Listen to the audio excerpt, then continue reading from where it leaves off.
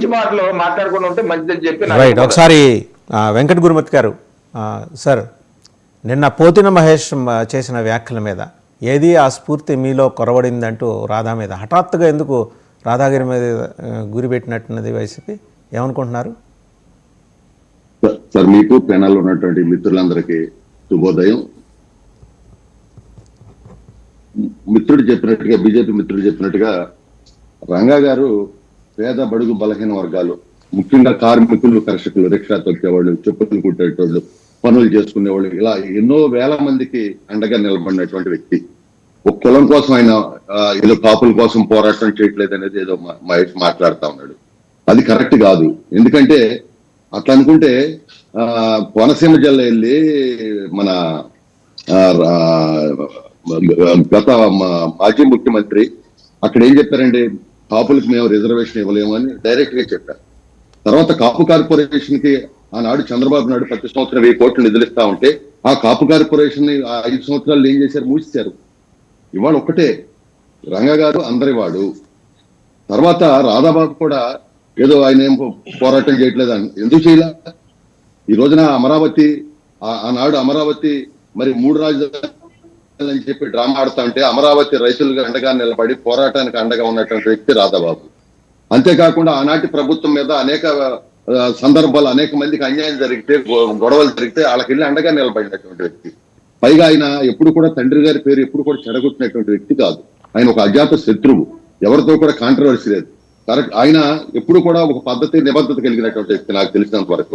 ఎందుకు చదువుతున్నాంటే ఈ మాట 2009 అనుకుంటా, ఆనాడు రాజశేఖర రెడ్డి గారు ముఖ్యమంత్రిగా ఉన్నప్పుడు మరి ఏదైతే మరి చిరంజీవి గారు పార్టీ పెడతాన్నప్పుడు ఆయన రాజశేఖర రెడ్డి గారు మంత్రిగా కూడా ఇస్తానంటే కూడా కాదు. మరి ఆనాడు ఆయన ఎవరి కోసం ఆ పార్టీకి వెళ్ళారు? మరి చిరంజీవి గారికి అండగా నిలబడ్డారు.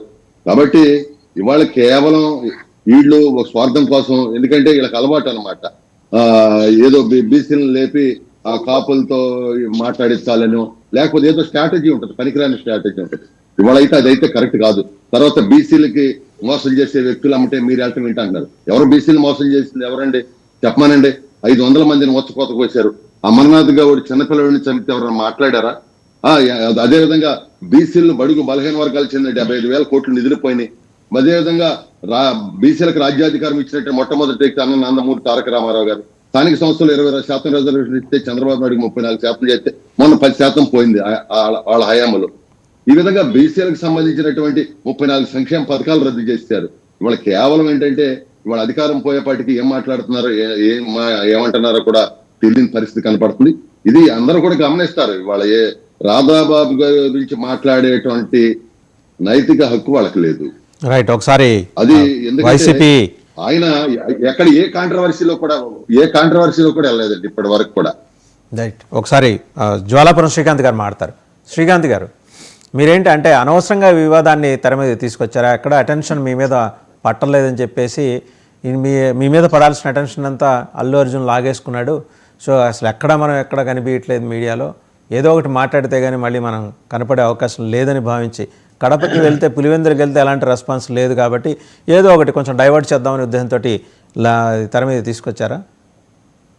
సార్, ప్యానెల్లో ఉన్న సభ్యులకు, 99 టీవీ వీక్షకులకి, వాసుదేవన్ గారికి శుభోదయం. సార్, పులివెందుల్లో జనం లేరా? ఏంటి సార్ మీరు బట్లే మాట్లాడతారు? చూశారు కదా, ఒకసారి టీవీ పెట్టుకొని చూడండి సార్, అర్థమవుతుంది.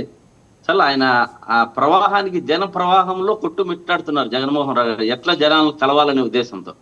సరే, ఇంతకుముందు కిరణ్ గారు చెప్పారు, చాలా నవ్వు వచ్చింది నాకు. మోడీ గారే అంబేద్కర్ని పైకెత్తారు అని చెప్పారు. అమిత్ షా గారు 2 రోజుల ముందు అంబేద్కర్ గురించి ఎలా మాట్లాడారో చూడండి, మీకే తెలుస్తుంది. కిరణ్ గారు ఒకసారి చూడాలి.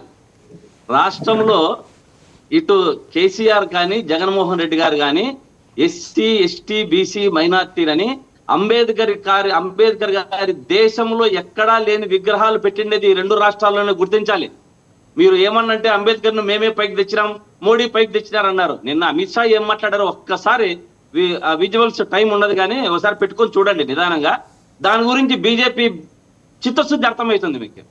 ఎస్సీల పట్ల మీకున్న చిత్తశుద్ధి ఒక్కసారి అమిత్ షా గారు మాట్లాడిన మాటలు వినండి అని నేను తెలియజేస్తున్నా. సార్, అదేవిధంగా రంగా గారు మాట్లాడారు, పోతిన మహేష్ గారు. వాస్తవం.